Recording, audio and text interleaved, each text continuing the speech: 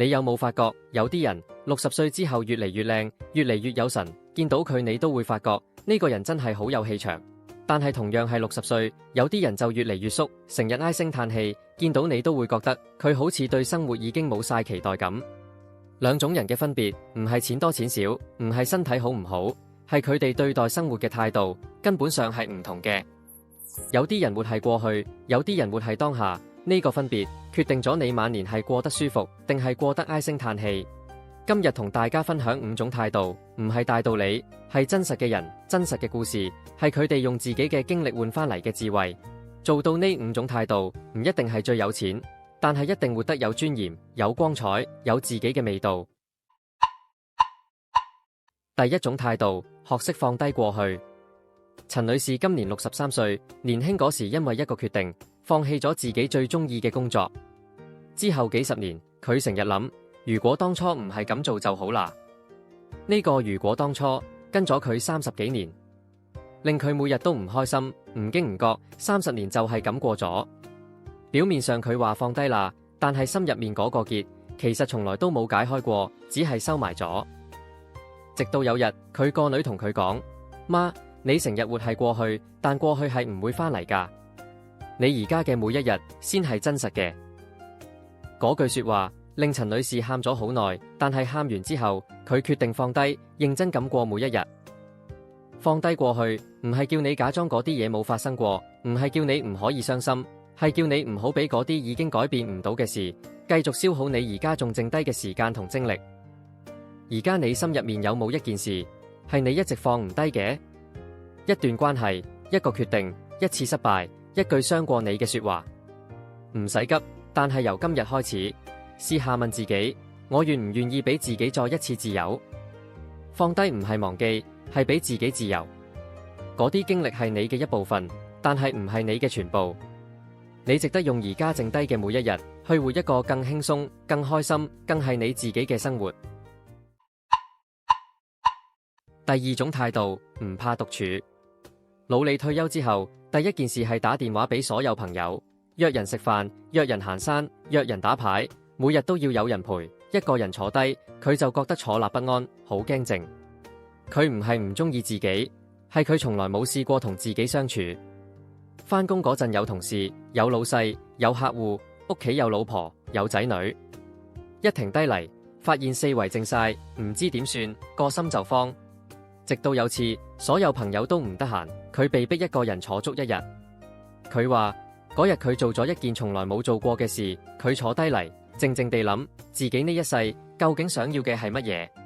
佢話嗰日係我退休之後第一次覺得充實，唔係因為做咗好多嘢，係因為我終於同自己傾咗一次偈，發現原來我仲有好多嘢想做，只係從來冇靜落嚟諗過。獨處唔係孤獨，係你同自己嘅一段獨家時光。唔怕獨處嘅人，先係真正自由嘅人，因為佢唔需要靠外面嘅熱鬧去填滿自己心入面嗰個空間。試下由今日開始，每日俾自己半個鐘獨處嘅時間，唔開電視，唔睇手機，淨係坐低，靜靜地感受下。起初可能會唔慣，但慢慢你會發現，原來同自己相處係一件幾舒服嘅事。第三種態度，保持好奇心。黃婆婆今年70歲，佢做咗一件令身邊所有人都嘩然嘅事，佢報咗一個智能電話課程，仲學埋煮新菜式，學插花，學用平板電腦睇戲、煲劇。身邊人話佢：你咁大年紀學嚟做乜？學唔識㗎。佢笑住答：我唔係要學到叻，係唔想俾自己變老啫。心裏有嘢想學，人就唔會老得咁快。嗰句說話令好多人聽完都沉默咗。黃婆婆話：學新嘢令佢每朝起身都有期待，唔係因為學得有幾好，係因為每次學識咗一樣新嘢，佢都覺得自己仲係一個有能力進步嘅人。呢種感覺令佢整個人都精神咗。好奇心唔係細路仔先有嘅嘢，係一種你可以選擇保留嘅態度。當你對身邊嘅嘢仲有興趣，仲想去了解、去嘗試，你嘅大腦就會保持活躍，你嘅生命就會繼續有動力。唔使學乜大嘢，唔使報貴價課程。今日試下煮一道從來冇煮過嘅菜，睇一套唔同類型嘅戲，行一條唔熟悉嘅街道，呢啲細細嘅好奇，已經係保持年輕最好嘅方法。心裏有好奇，人就唔會老。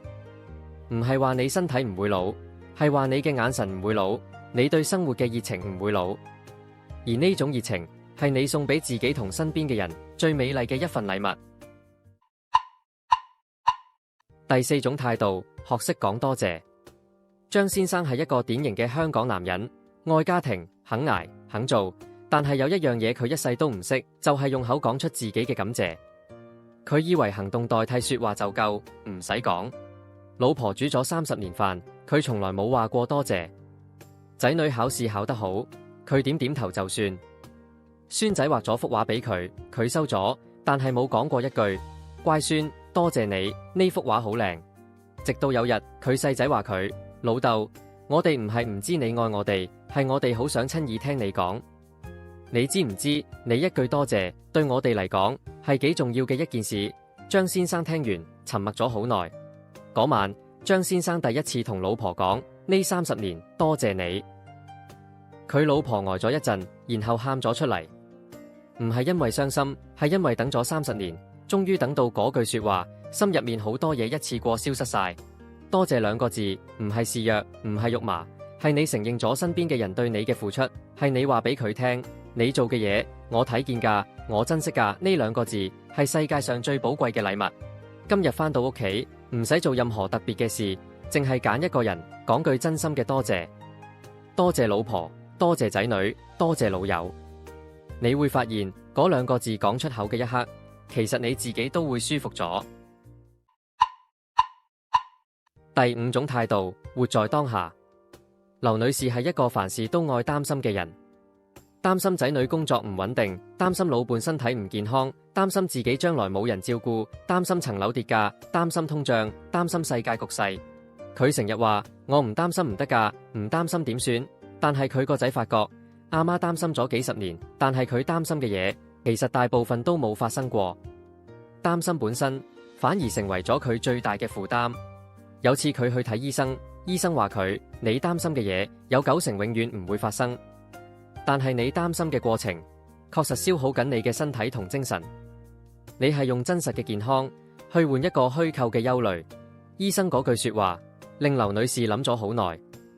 佢開始學習一件事，每當擔心嘅念頭嚟嘅時候，佢就問自己，呢件事而家係唔係真係發生緊？唔係嘅話，我而家可以做嘅係乜？活在當下，唔係叫你唔理將來，係叫你唔好俾未發生嘅事偷走你而家擁有嘅快樂。今日嘅太陽，今日先曬得到；今日身邊嘅人，今日先係真實喺度嘅。而家呢一刻，你坐喺度睇緊呢條影片，身邊可能有人陪住你，又或者你一個人靜靜地睇。唔理係邊種，呢一刻係真實嘅，好好感受佢，唔好俾個心飄去其他地方。5種態度。講完啦，放低過去，唔怕獨處，保持好奇心，學識講多謝，活在當下。每一樣聽落去都唔難，但係真正做到嘅人有幾多？唔係唔知，係唔夠重視，係唔知由邊度開始。今日睇完呢條影片，唔使5樣一次過改變，揀一樣你而家最有感覺嘅，由今日開始行出第一步。可能係打個電話講句多謝，可能係俾自己半個鐘靜靜地坐低，已經夠啦。如果今日呢5種態度有一種講中咗你，記得分享俾身邊嘅人睇，可能佢睇完會同你講聲多謝。記得訂閱我哋嘅頻道，我哋下集見。記住，餘下嘅日子活得有尊嚴，係你應得嘅。